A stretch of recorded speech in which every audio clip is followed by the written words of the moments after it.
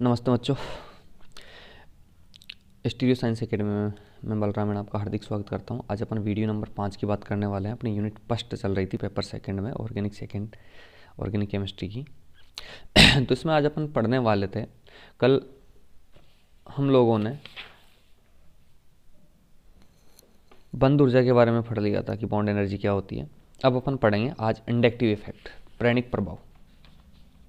आज का अपना टॉपिक रहेगा प्रेरणिक प्रभाव और इंडक्टिव इफेक्ट। तो आप लोगों को मैं बताना चाहूँगा, इंडक्टिव इफेक्ट अपने पूरी ऑर्गेनिक केमिस्ट्री में बहुत काम आता है।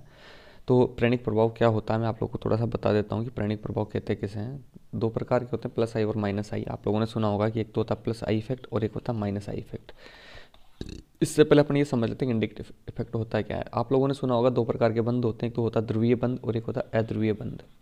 तो मैं बात करता हूँ ध्रुवीय बंध की। ध्रुवीय बंध बनता कब है कि जब दो परमाणु जो होते हैं, जैसे मान लो ए और ए, दो समान परमाणु हैं, इन दोनों के बीच बनने वाला बंध सहसंयोजक बंध है। परंतु अगर मान लो ये कोई कार्बन की चेन है, इसके साथ एक कार्बन परमाणु पर कोई ज़्यादा इलेक्ट्रोनेगेटिव परमाणु जुड़ा हुआ है, मान लो X जुड़ा हुआ है, इसको C1 मान ले, इसको C2 मान ले, ऐसे कार्बन की चेन ये लंबी है, C3 है। तो अपन को पता है कि जब इस वाले बंध पर एक तरफ तो कम विद्युत ऋणात्मक ग्रुप जुड़ा हुआ है और एक तरफ अधिक विद्युत ऋणात्मक ग्रुप जुड़ा हुआ है, जिसकी इलेक्ट्रोनेगेटिविटी का मान ज़्यादा है, तो अपन को पता है कि सहसंयोजक बंध के जो इलेक्ट्रॉन है, यहाँ पर तो दोनों इलेक्ट्रॉन बीच में है क्योंकि दोनों परमाणु समान है और दोनों की विद्युत ऋणात्मकता का मान समान है। परंतु यहाँ पर हम देखेंगे कि C1 कार्बन के साथ एक हेलोजन ग्रुप जुड़ा हुआ है, और अपन जानते हैं जब हेलोजन ग्रुप जुड़ जाता है या कोई भी जो हेलोजन होता है, हेलोजन ग्रुप नंबर 17 का सदस्य होता है और ये ग्रुप नंबर 14 का सदस्य होता है। तो अपन को पता है आवर्त सारणी में बाएं से दाएं जाने पर इलेक्ट्रोनेगेटिविटी का मान बढ़ता है। तो हेलोजन की इलेक्ट्रोनेगेटिविटी का मान कार्बन से ज़्यादा है, तो ये वाला जो बंधन है पोलराइज्ड हो गया, ध्रुवीय हो गया। ध्रुवीय कैसे होता है, तो ये बोला जाता है कि इस बंध के इलेक्ट्रॉन किधर की तरफ ट्रांसफर हो जाएंगे, विस्थापित हो जाएंगे, हेलोजन परमाणु की तरफ विस्थापित हो जाते हैं, जिससे हेलोजन परमाणु पर पार्शियली नेगेटिव चार्ज और कार्बन परमाणु पर पार्शियली पॉजिटिव चार्ज आ जाता है। तो इस तरह से इलेक्ट्रॉनों का जो विस्थापन होता है, इसी को इंडक्टिव इफेक्ट बोला जाता है या प्रेरणिक प्रभाव बोला जाता है। मैं दोबारा बताना चाहूँगा आप लोगों को कि जब ध्रुवीय बंध होता है, ध्रुवीय बंध के अंदर एक विद्युत ऋणात्मक परमाणु होता है और एक कम विद्युत ऋणात्मक परमाणु होता है। तो जो ज़्यादा विद्युत ऋणात्मक परमाणु होता है, तो उसमें सहसंयोजक बंध के इलेक्ट्रॉन अधिक विद्युत ऋणात्मक परमाणु पर ट्रांसफर हो जाते हैं, जिससे अधिक विद्युत ऋणात्मक परमाणु पर पार्शियली नेगेटिव चार्ज आ जाता है और कार्बन पर पार्शियली पॉजिटिव चार्ज आ जाता है। तो इस प्रकार इलेक्ट्रॉनों का विस्थापन होना प्रेरणिक प्रभाव कहलाता है, इंडक्टिव इफेक्ट कहलाता है। आप लोगों ने यह भी पढ़ा होगा कि जैसे ये यहाँ पर मैंने प्लस चार्ज लगाया, तो C1 के इलेक्ट्रॉन कौन खींच रहा है, हेलोजन खींच रहा है, तो C1 C2 के इलेक्ट्रॉनों को खींचेगा, तो यहाँ पर भी पार्शियली पॉजिटिव चार्ज आएगा। पर जितना पार्शियली पॉजिटिव चार्ज आंशिक धन आवेश C1 पर आएगा, उतना यहाँ नहीं आएगा, छोटा आएगा, और यहाँ पर भी ये छोटा आएगा। तो ये बोला जाता है जैसे जैसे दूरी बढ़ती जाती है, ये प्रभाव कम होता जाता है। ये आप लोगों ने पढ़ा होगा। और एक बात आप लोगों ने ये भी पढ़ी होगी, जो प्रेरणिक प्रभाव होता है सॉरी, ये परमानेंट होता है, स्थायी होता है। एक होता है इलेक्ट्रोमेरी इफेक्ट, उसकी बात अपन बाद में करेंगे, पहले आज अपन इंडक्टिव इफेक्ट की बात करते हैं। तो इंडक्टिव इफेक्ट जो होता है ये परमानेंट होता है, स्थायी होता है और डिस्टेंस के साथ साथ कम होता जाता है, ये मैंने बताया। अब अपन देख लेते हैं इसकी डेफिनेशन। आप लोग क्या लिखोगे, हेडिंग डाल दो प्रेरणिक प्रभाव या इंडक्टिव इफेक्ट। आप लोग हेडिंग डाल दो इंडक्टिव इफेक्ट। देखो इसमें प्रेरणिक प्रभाव मैंने यहाँ पर लिख रखा, प्रेरणिक प्रभाव होता क्या है, तो आप लोगों को मैं समझा देता हूँ कि जब दो समान परमाणु परस्पर संयोग करके सह संयोजक बंध बनाते हैं, ये भी मैंने बताया, ए और ए आपस में दो बंध बना लेंगे, जैसे दो बंध बनाते हैं, तब साझे का इलेक्ट्रॉन युग्म दोनों परमाणुओं के नाभिकों के ठीक मध्य स्थित रहता है। तो मैंने क्या बोला, देखो इधर कि साझे का, जैसे ये ए और ए, ये दो परमाणु हैं, जब ये बंध बनाएंगे तो जो इलेक्ट्रॉन युग्म है दोनों नाभिकों के बीच मध्य में उपस्थित है, दोनों की विद्युत ऋणात्मकता का मान जब समान होता है, ठीक मध्य में स्थित रहता है। इस प्रकार बने बंधों को क्या बोलते हैं, अध्रुवीय। मैंने पहले ही बता दिया कि इस प्रकार के जो बंध होते हैं अध्रुवीय बंध होते हैं, इनके अंदर कोई भी चार्ज डिस्टर्ब नहीं होता। तो इस प्रकार के जो बंध होते हैं इनको अपन अध्रुवीय बंध के नाम से जानते हैं। किस बंध के नाम से जानते हैं, अध्रुवीय बंध के नाम से। थोड़ा सा देखो इधर, तो ए और ए के बीच में जो बंध बना, इसको अपन क्या बोलते हैं, अध्रुवीय बंध बोलेंगे, क्योंकि दोनों की विद्युत ऋणात्मकता का मान समान है। ठीक है, फिर बोल रहा आगे, अध्रुवीय बंध कहते हैं। परंतु जब असमान परमाणु संयोग करके, जैसे एक तरफ कार्बन ले लिया एक तरफ हेलोजन ले लिया, तो इलेक्ट्रोनेगेटिविटी में डिफरेंस आ गया, संयोग करके सहसंयोजक बंध बनाते हैं, तब साझे का इलेक्ट्रॉन युग्म विद्युत ऋणात्मक परमाणु पर थोड़ा सा ऋण आवेश, अब यहाँ पर ये बोला गया है कि जो ज़्यादा विद्युत ऋणी परमाणु होता है इस पर थोड़ा सा चार्ज इधर आ गया, बंध बनाते तब साझे का इलेक्ट्रॉन युग्म विद्युत ऋणात्मक परमाणु पर थोड़ा सा ऋण आवेश तथा दूसरे परमाणु पर थोड़ा सा धन आवेश आ जाता था। क्यों आता है? क्योंकि इस बंध के इलेक्ट्रॉन अधिक विद्युत ऋणी परमाणु पर ट्रांसफर हो गए, इसकी वजह से। ठीक है,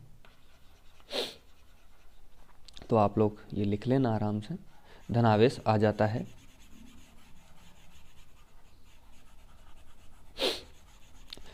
सहसंयोजक बंध के बनने में, देखो इधर, सहसंयोजक बंध के बनने में बंध बनाने वाले साझे के इलेक्ट्रॉन युग्म का किसी एक परमाणु की ओर विस्थापित हो जाने को ही क्या बोला जाता है? प्रेरणिक प्रभाव। क्या बोला जाता है? प्रेरणिक प्रभाव।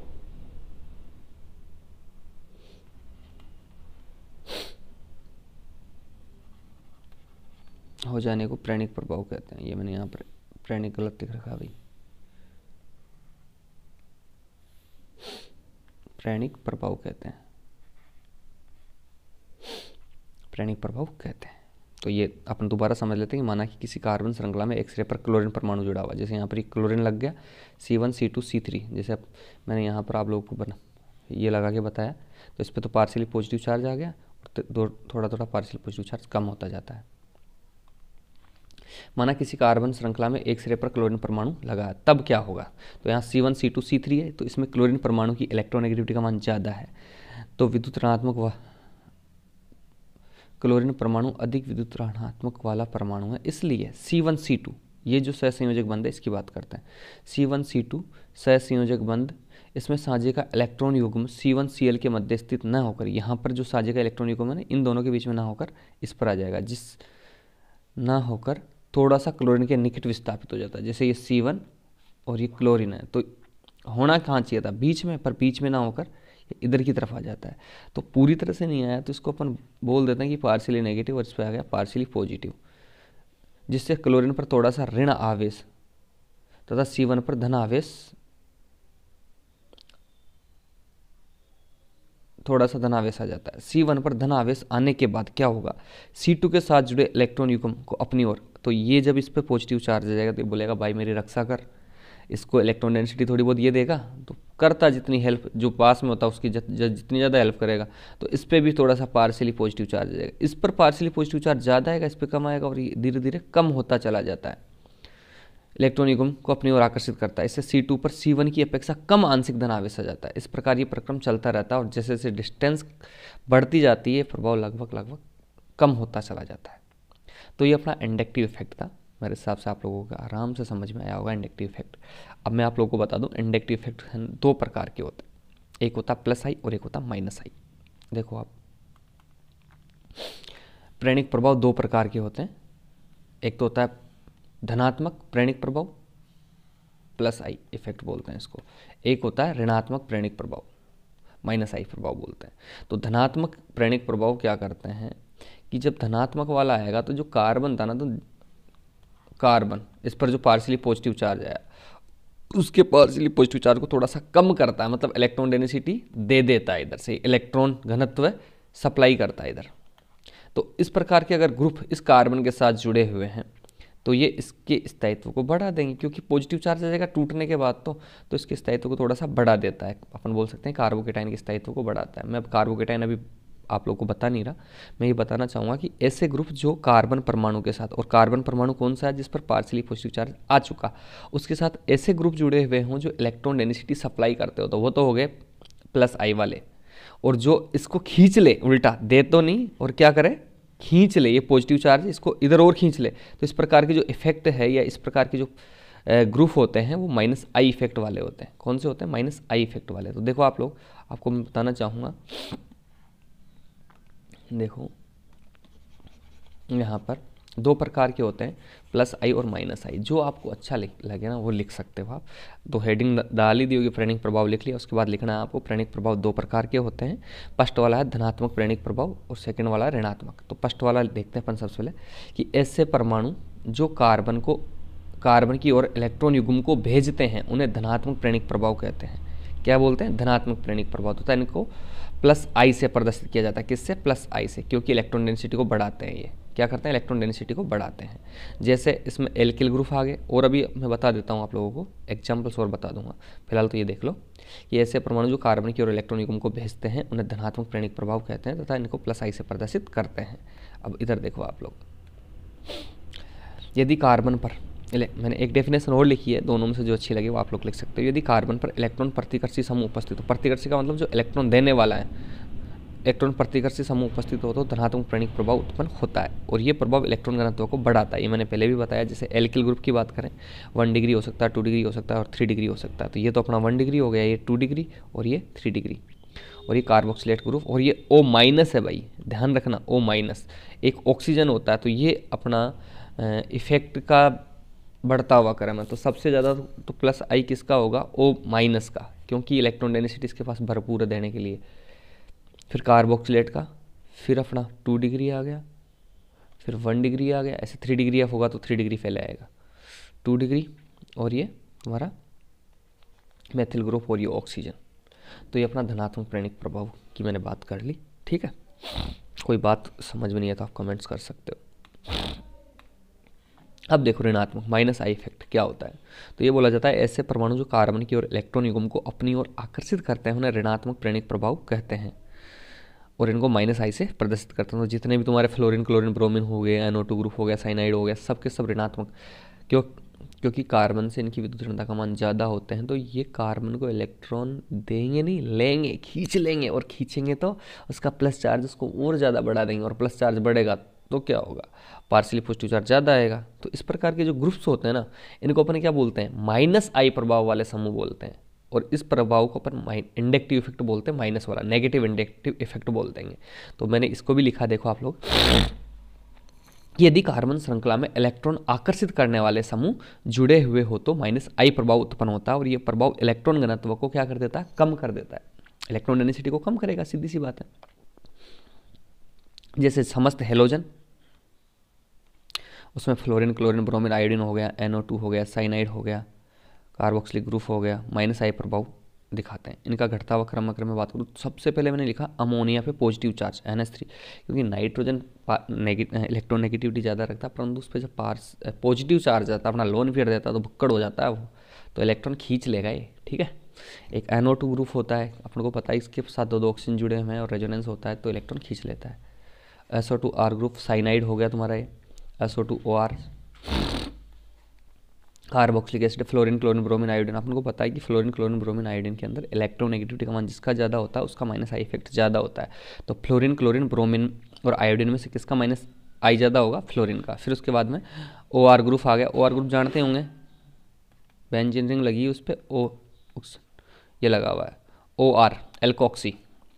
एल्डिहाइड आ गया तुम्हारा, थायोल आ गया, ये एल्किल थायोल आ गया, NH2AR एट्सेट्रा। ये ग्रुप्स होते हैं जो माइनस आई इफेक्ट प्रदर्शित करते हैं। ठीक है, आज वीडियो मैंने ज़्यादा लंबा नहीं बनाया, छोटा वीडियो बनाया है, आप लोगों के आराम से समझ में आया होगा। एक एक डेफिनेशन लिख सकते हो आप वीडियो को रोक रोक के। ठीक है, अब अपन आगे बात करने वाले हैं प्रेरणिक प्रभाव के अनुप्रयोगों की, एप्लीकेशंस ऑफ इंडक्टिव इफेक्ट्स। तो आप लोग हेडिंग डाल देना, एप्लीकेशन ऑफ इंडक्टिव इफेक्ट। मैं अब आप लोगों को बताना चाहूँगा कि जो इंडक्टिव इफेक्ट की जो एप्लीकेशन है वह कौन कौन सी होगी। तो ये क्या क्या करेंगे, दो प्रकार के इफेक्ट होते हैं, तो दोनों अलग अलग चीज़ बताएंगे। तो सबसे पहले अपन एप्लीकेशन की बात करूँ, मैं बता देता हूँ आज की कौन कौन सी पढ़नी है अपन को। Stability of alkyl carbocation, alkyl कार्बोकेटाइनों का स्थायित्व है।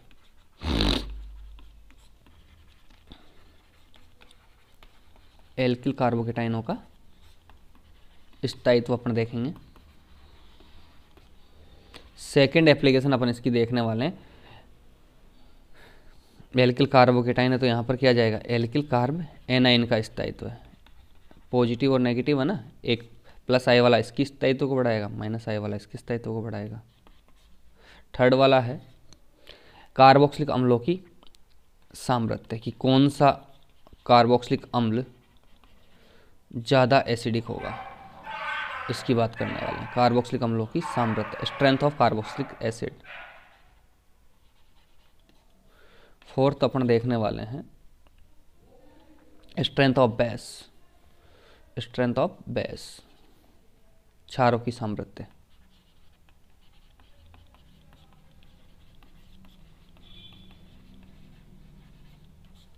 क्षारों की सामर्थ्य। और अपन देखने वाले हैं अगला वाला,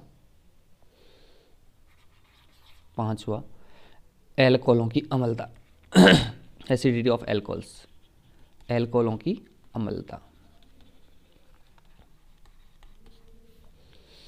और लास्ट अपन देखें कार्बोनिल समूह की क्रियाशीलता, क्योंकि ये अपने ऑर्गेनिक केमिस्ट्री में कहीं ना कहीं काम आएगा, इस वजह से अपन सब एप्लीकेशन पार्ट देख लेंगे और एग्जाम में पूछा जाता है कार्बोनिल समूह की क्रियाशीलता।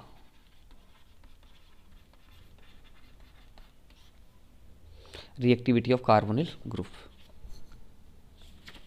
ठीक है, इसके बाद अपन कल देखेंगे इलेक्ट्रोमेरिक इफेक्ट। तो आज की वीडियो में इतना ही अपन देखेंगे। आप लोगों को मेरे हिसाब से बातें समझ में आ रही होंगी, तो वीडियो को देखो, लाइक करो और दोस्तों को बताओ। आप लोग अगर कंटिन्यूस यूनिट को पढ़ना चाहते हो तो स्टीरियो साइंस एकेडमी ऐप को डाउनलोड करो, प्ले स्टोर पे आप लोगों को मिल जाएगा स्टीरियो साइंस एकेडमी, और वहाँ पर मैंने कोर्स लॉन्च कर दिया है जिसकी प्राइस 499 रुपये रखी गई है। वहाँ से आप इस कोर्स को ले सकते हो। ठीक है, अब वहाँ पर जो वीडियो होंगे, लाइव लेक्चर्स होंगे, रिकॉर्डेड वीडियो होंगे।